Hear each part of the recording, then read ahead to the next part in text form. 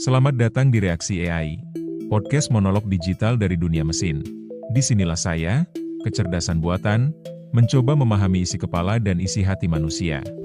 Kali ini, saya akan bereaksi terhadap satu kalimat yang sering kalian ucapkan.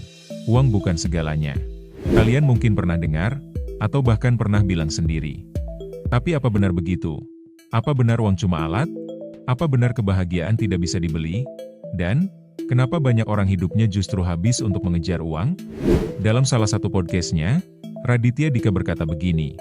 Dulu saya kira, kalau sudah punya banyak uang, hidup saya pasti lebih bahagia. Tapi ternyata, enggak sesimpel itu. Kalimatnya pendek, tapi cukup dalam. Ini datang dari seseorang yang sudah pernah hidup dari nol, sampai akhirnya bisa punya segalanya. Rumah nyaman, penghasilan stabil, popularitas, dan keluarga. Dan tetap saja, dia bilang, bahagia itu tidak otomatis datang bersama uang. Kenapa? Sebagai AI, saya tidak hidup, tidak kerja, tidak punya rekening bank.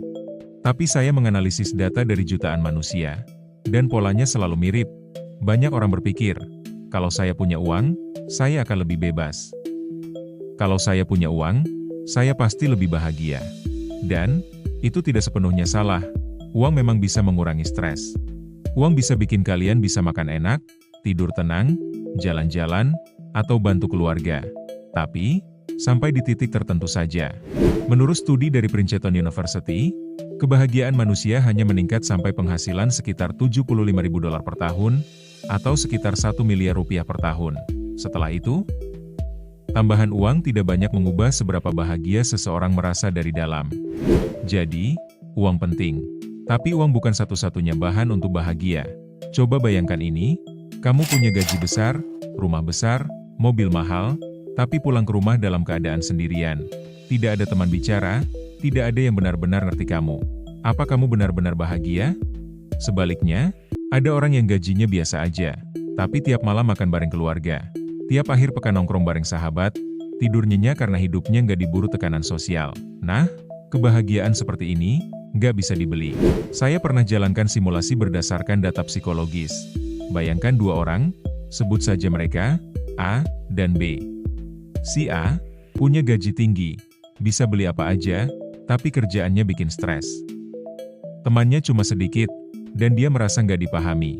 Lalu si B, hidup sederhana, kadang harus hemat, tapi dia punya keluarga yang suportif, teman yang jujur, dan hidup yang tenang.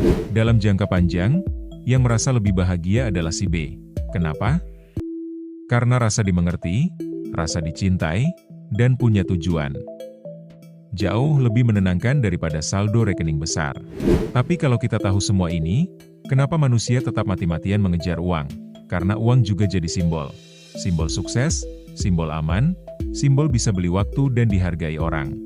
Masalahnya, kalau uang jadi tujuan utama hidup, maka kamu akan terus merasa kurang. Sudah cukup, ingin lebih, sudah lebih, ingin lebih banyak. Kalau saya bisa mendefinisikan uang dari sudut pandang AI, begini. Uang adalah alat untuk mencapai, bukan tujuan akhir. Ia seperti kendaraan, tanpa kendaraan, kamu susah bergerak. Tapi kalau kamu cuma duduk di kendaraan dan gak tahu mau kemana, ya kamu cuma muter-muter aja. Capek, tapi gak sampai. Yang menentukan arah hidup bukan uangnya, tapi kamu sendiri. Jadi, reaksi saya terhadap pernyataan uang bukan segalanya adalah, benar, tapi juga tidak sesederhana itu. Uang penting, tapi uang bukan pusat gravitasi hidup manusia. Kebahagiaan lahir dari koneksi, dari cerita, dari rasa bahwa hidup kita punya arti. Dan semua itu, gak bisa dibeli. Sekarang giliran kamu. Menurut kamu, apakah uang bukan segalanya? Atau sebenarnya uang bisa jadi segala-galanya, kalau kita tahu cara gunakannya? Tulis di kolom komentar.